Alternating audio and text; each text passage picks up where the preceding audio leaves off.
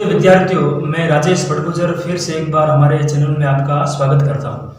आज का हमारा जो टॉपिक रहेगा वो क्लास 8 पॉलिटिकल साइंस राजनीति विज्ञान का एक टॉपिक रहेगा, हमारा संविधान। आज हम हमारे संविधान के बारे में सामान्य जानकारी आपसे देंगे, आपको उसके संबंध में कुछ बातचीत बताएंगे, आपको इसके बारे में जानकारी देंगे। तो सबसे पहले जो हमारा संविधान है, वो जो संविधान है वो संविधान लैटिन भाषा का नाम है जिसका मतलब है कॉन्स्टिट्यूशन। और कॉन्स्टिट्यूशन का अर्थ है महत्वपूर्ण विधि, यानी इंपॉर्टेंट कुछ नियमों या कानूनों का संग्रह, जिसको हम क्या बोलते हैं, कॉन्स्टिट्यूशन बोलते हैं। अब हम बात करते हैं संविधान की परिभाषा। तो संविधान किसी राज्य के, यानी कोई सा भी देश हो, उस देश के लिखित अथवा अलिखित, यानी यहाँ पर आप देख सकते हैं लिखित, यानी कई देश ऐसे हैं जहाँ पर संविधान लिखा गया है, जैसे भारत और अमेरिका का जो संविधान है वो लिखा गया है। और कुछ है अलिखित, यानी जैसे ब्रिटेन की बात करते हैं तो ब्रिटेन का जो संविधान है वो परंपराओं और प्रथाओं पर आधारित है, इसीलिए वो अलिखित है। तो लिखित अथवा अलिखित नियमों का वह संग्रह, यानी सारे नियम सारे कानून जो होते हैं वो किसी संग्रह में सुरक्षित होते हैं, जो उस राज्य की शासन व्यवस्था, यानी राज्य में अगर कोई भी देश है उसकी शासन व्यवस्था कैसी होनी चाहिए, उसमें किस प्रकार से कार्य होने चाहिए, उस सभी की, और इसके साथ में ही वे सरकार के संगठन की जानकारी, यानी सरकार में अगर देखें तो राज्यसभा है, लोकसभा है, पार्लियामेंट है, संसद है, राष्ट्रपति है, प्रधानमंत्री है, उनके संगठन की जानकारी के साथ ही वो कैसे कार्य कर रहे हैं, यानी उनके संचालन की भी क्या करती है, पद्धति को सुनिश्चित करता है। कौन करता है? संविधान करता है। इसके अलावा अगर हम संविधान की सामान्य परिभाषा देखें तो सामान्य परिभाषा में संविधान वह बुनियादी का मतलब है जिसको बनाया गया है, नियमों का संग्रह है जो देश के शासन को चलाने के लिए या देश के शासन को संचालित करने के लिए उपयोग में लिया जाता है। तो हमने ये संविधान की परिभाषा जानी। अब जानेंगे संविधान का सबसे प्राचीन जो स्रोत है वो कहाँ मिलता है। तो संविधान का सबसे प्राचीन स्रोत की अगर बात करते हैं तो रोमन साम्राज्य की बात करते हैं। तो रोमन साम्राज्य में हम्मुराबी संहिता संविधान की उत्पत्ति का सबसे प्रथम प्रमाण माना जाता है। जो बेबीलोनिया देश है जहां से सिकंदर की जानकारी भी हमें कई बार मिलती है, तो बेबीलोनिया में वहां का जो शासक था वो सबसे पहले अपने देश की शासन व्यवस्था को चलाने के लिए कुछ नियम कुछ संग्रह बनाता है, जो हम्मुराबी संहिता के अंदर ये जो स्रोत है उसमें हमें मिलते हैं। अगर आधुनिक विश्व में प्रथम लिखित संविधान के रूप में अगर बात करें तो वो है अमेरिका का संविधान। जी हाँ, अमेरिका का जो संविधान है वो प्रथम लिखित संविधान माना जाता है, जिसकी स्थापना 1776 को मानी जाती है। किसका? अमेरिका का जो संविधान है। तो अमेरिका का जो संविधान है वो विश्व का प्रथम ऐसा संविधान है जो लिखित संविधान माना जाता है। तो हमने जाना संविधान के नियमों और कानूनों का संग्रह होता है। अब हम एक उदाहरण के स्वरूप से आपको बताएंगे कि आखिर संविधान की आवश्यकता क्यों पड़ती है। मैं आपको एक खेल के बारे में बता रहा हूँ, फुटबॉल। सामान्य आपने फुटबॉल का खेल खेला होगा, खेला नहीं है तो देखा जरूर होगा। जैसा कि नाम से पता चलता है फुटबॉल यानी ऐसा खेल जो पैरों से संबंधित है। किससे संबंधित है? पैरों से संबंधित है। वहां पर गोलकीपर के अलावा अगर कोई भी खिलाड़ी अपनी बाजू को अगर उस बॉल से टच करता है तो फाउल लग जाता है। इसका मतलब यह हुआ कि फुटबॉल का नियम यह कहता है कि अगर आपको खेल खेलना है तो सिर्फ पैरों को ही उपयोग करना है। अगर वो खिलाड़ी उस फुटबॉल को हाथों से लेना शुरू कर दें तो फुटबॉल नहीं रहता है। सारे खेल होते हैं, जैसे हॉकी है, क्रिकेट है, तो उन सभी का भी कुछ नियम होते हैं, कुछ नियमों के अनुसार वो चलते हैं। उसी प्रकार से हमारे समुदाय हमारे समाज में भी कुछ नियम होते हैं, जो कुछ नियम ऐसे होते हैं जो दस्तावेज में बस लिख दिए जाते हैं और लिखने के बाद में उसके अनुसार हमें कार्य करना पड़ता है। अगर हमने भी उन नियमों या उन कानूनों का उल्लंघन कर दिया तो हमें भी अपने जीवन में फाउल, अर्थात हमें भी किसी प्रकार का वहां पर दंड या वहां पर दोष या वहां पर हमें सजा मिल सकती है। इसलिए हर देश के शासन को चलाने के लिए कुछ नियम और कुछ कानून जरूरी होते हैं जो लिखित रूप में या अलिखित रूप में हमें मिलते हैं, लेकिन भारत में जो संविधान की सारी जानकारी है वो लिखित रूप में हमें उपलब्ध होती है। अब संविधान का अर्थ क्या है या संविधान क्या करता है, हमें संविधान की आवश्यकता क्यों पड़ती है, या ये जो संविधान है वो क्या करता है। तो आप देख सकते हैं संविधान कई उद्देश्यों की पूर्ति करता है। जैसे यह दस्तावेज उन आदर्शों को सूत्रबद्ध करता है जिनके अनुसार नागरिक अपने देश को अपनी इच्छा और सपनों के अनुसार रच सकते हैं। यानी अगर उन नागरिकों को अधिकार मिलेंगे तो अपने देश को अपने अनुसार बना सकते हैं। आजकल हम कई ऐसे देशों को भी देखते हैं जहां पर कोई भी नियम नहीं होने के बावजूद वो देश पूरी तरीके से क्या हो जाता है, समाप्त सा हो जाता है। जैसे सीरिया या अन्य पश्चिमी देशों की बात करते हैं तो यहाँ पर नागरिक ही संविधान के प्रमुख स्रोत माने जा सकते हैं जो अपनी इच्छा और सपनों को अपने अनुसार रच सकते हैं। और इसका मतलब ये हुआ कि संविधान हमें बताता है कि हमारे समाज का मूलभूत स्वरूप क्या हो, अर्थात संविधान के अनुसार अगर हम चलेंगे तो हमें ये बताने का भी प्रयास करेगा कि अगर जिस समाज में हम रहते हैं उसका मूलभूत स्वरूप क्या होना चाहिए, यानी ऐसे कौन से नियम होने चाहिए जो एक समाज के लिए, एक समुदाय के लिए या एक देश के लिए होना आवश्यक होता है। अब जानेंगे देश के अंदर कई समुदाय रहते हैं, बड़े समुदाय भी हो सकते हैं और कुछ बड़े समुदाय के अलग नियम कानून भी हो सकते हैं, लेकिन उनके बीच में कई बातें समान होती हैं। कई बातें समान होती है लेकिन कोई जरूरी नहीं है कि वे सारे मुद्दे एक दूसरे से क्या हो, सहमत हो, बिल्कुल जरूर नहीं है। कुछ बातें ऐसी भी हो सकती है जो एक समुदाय माने लेकिन दूसरा समुदाय उसके खिलाफ हो जाए। इसीलिए यहाँ पर ये बात करेंगे कि देश के अंदर कई समुदाय रहते हैं, उनके बीच में कई बातें समान हैं लेकिन कोई जरूर नहीं है वे सारे मुद्दे से एक दूसरे से सहमत हो। तो मैं अब आपको दो घटनाएं बताऊंगा, उन दो घटनाओं से हमें ये जानकारी मिलेगी कि आखिर हमें संविधान की आवश्यकता क्यों पड़ी। तो पहली घटना है भारत के ये वाला जो स्थान है वाला, यहाँ एक देश है नेपाल। भारत के उत्तरी पूर्वी में एक देश है नेपाल। नेपाल में हाल ही में एक अंतरिम संविधान की स्थापना हुई, स्थापना या गठन हुआ।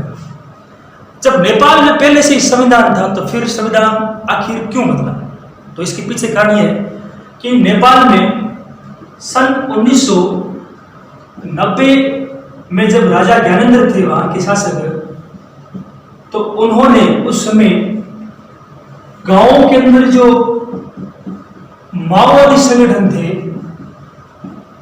उन माओवादी संगठनों से लड़ने के लिए वहां के लोगों को कहा कि सेना की जो शासन संबंधी शक्तियां हैं, सेना की जो शक्तियां वो मुझे दे दी जाए। तो इस प्रकार से माओवादियों के भय से सभी लोगों ने, क्योंकि उस समय राजतंत्रात्मक था, राजा का शासन था, तो सेना की सारी शक्तियां ज्ञानेंद्र को दे दी। अब जब राजा ज्ञानेंद्र के पास में सारी शक्तियां आई तो वो एक प्रकार से निरंकुश बन गया। अब वो प्रजा के ऊपर क्या करने लगा, अपराध करने लगा।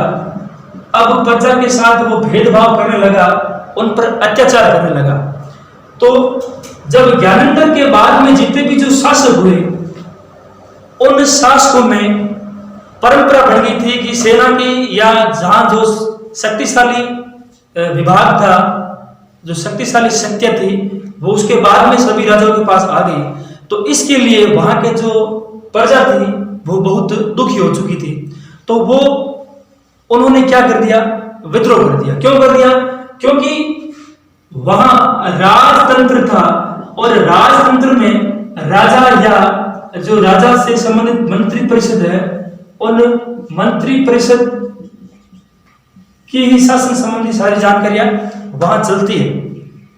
लेकिन प्रजा ने वहां पर अब क्या कर दिया, लोकतंत्र की स्थापना करने के लिए, वहां से लोकतंत्र की स्थापना करने के लिए क्या कर दिया, वहां पर जन आंदोलन कर दिया। लोगों ने एक दूसरे को समझाया कि इस प्रकार से अगर हम आज लड़ेंगे नहीं तो हमारी आने वाली पीढ़ियों को भी ये दंश झेलना पड़ेगा। इसलिए वहां पर बहुत बड़ा विद्रोह हुआ और विद्रोह का परिणाम यह हुआ कि वर्ष 2015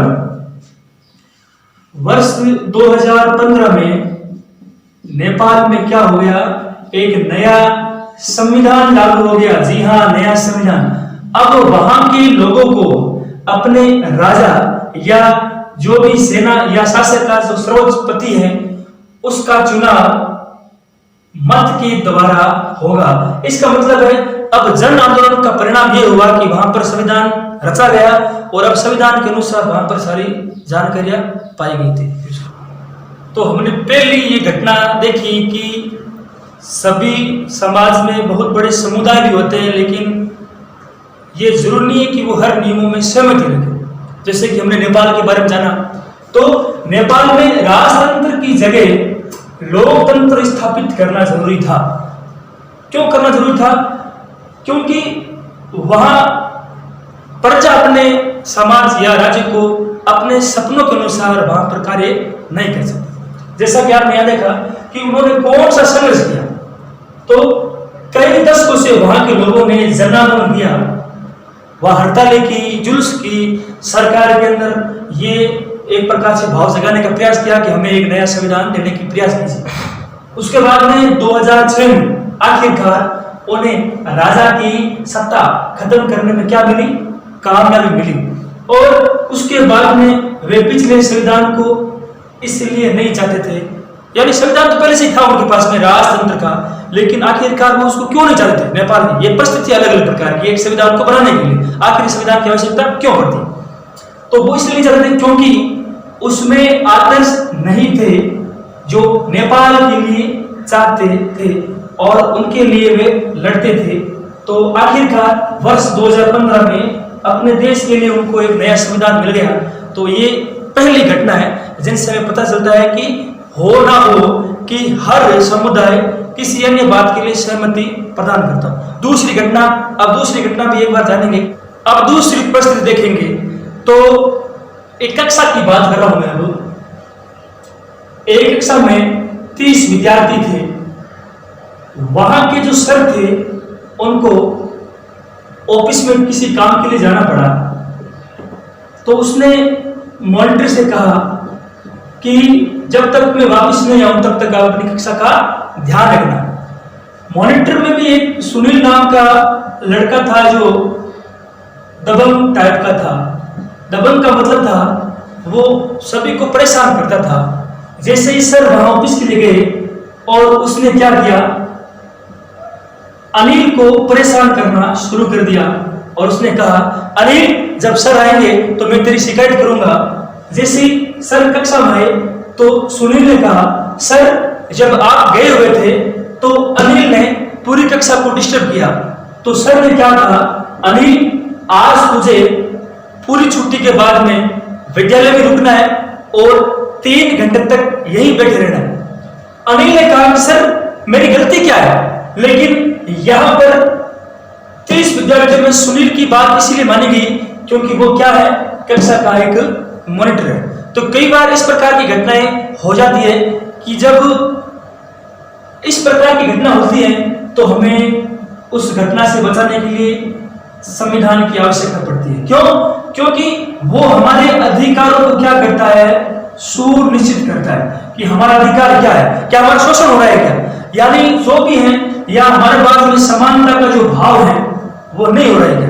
बिल्कुल, ये घटना से हमें पता चलता है कि इस प्रकार से कई बार जो राजनेता होते हैं वो अपने हिसाब से किसी कानून या किसी नियमों को जब चलाते हैं तो इस प्रकार की घटनाएं बेगुनाह के साथ में कई बार घट जाती है। एक यहाँ पर और परिस्थिति देखने को मिलती है, वो ये है कि जैसे ही विद्यालय की अर्धावकाश होता है तो अर्धावकाश के बाद में पीछे मैदान में 40 स्टूडेंट होते हैं, विद्यार्थी होते हैं। और वो किसी खेल को खेलना चाहते हैं अर्धावकाश में, तो 30 ने कहा हम तो क्रिकेट खेलेंगे, क्या खेलेंगे, क्रिकेट खेलेंगे, और 10 ने कहा नहीं हम तो हॉकी खेलेंगे। तो यहां पर है बहुसंख्यक, क्या है, बहुसंख्यक, और यहां पर है अल्पसंख्यक। लेकिन अब क्या हो सकता है, आप जानते हैं कि पलड़ा किसका भरेगा, बहुसंख्यक का। कई बार क्या होता है कि समाज के अंदर अल्पसंख्यक जो निम्न वर्ग है उनको भी दबाया जाता है और बहुसंख्यक हमेशा अपने कार्य को सिद्ध कर देते हैं। तो हमने अलग अलग प्रकार की 3 परिस्थितियां बताई।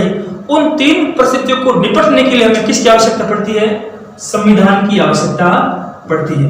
इसीलिए हमें संविधान इन सभी घटनाओं से बचाने के लिए प्रमुख रूप से हमारे लिए कार्य करता है। ये ऐसे जो नियम और संग्रह है वो एक नागरिक की सुरक्षा का सुनिश्चित करता है, राज्य में उसकी क्या भूमिका है उसको भी सुनिश्चित करता है। तो हमने ये 3 प्रकार की घटनाओं से जाना कि आखिर हमें संविधान की आवश्यकता क्यों पड़ती है। तो ये हमने जाना आज संविधान के सामान्य बात जानकारी। हमारे लिए, आपके लिए पहला प्रश्न ये रहेगा कि संविधान किसे कहते हैं।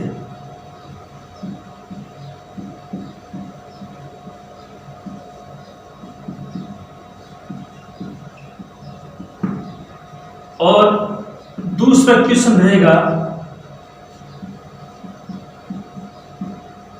नेपाल के लोग राजतंत्र क्यों नहीं चाहते थे।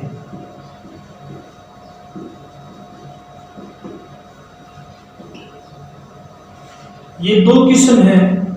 इन 2 प्रश्नों का उत्तर आप इस वीडियो को देखकर जरूर देना। अगला जो हमारा वीडियो रहेगा वो रहेगा भारतीय संविधान और उसकी विशेषता। धन्यवाद।